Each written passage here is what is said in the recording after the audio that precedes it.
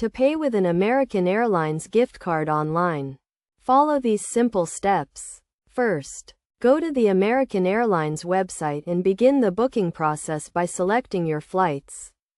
Once you have chosen your flights, proceed to the payment section. In the payment section, select the gift card option as your payment method.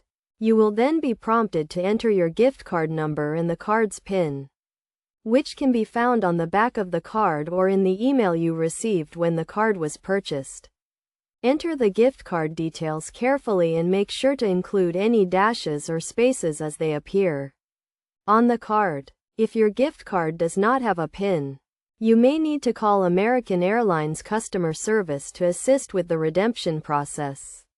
After entering your gift card details, click the Apply button to see the gift card balance applied to your booking.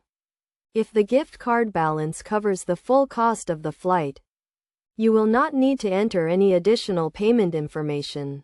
However, if the gift card balance does not cover the full cost, you will need to pay the remaining balance using a credit or debit card. It is also important to note that you can use multiple gift cards to pay for a single booking, as long as the total gift card balance covers the full cost of the flight. To do this, simply enter the details of each gift card and click the Apply button after each one.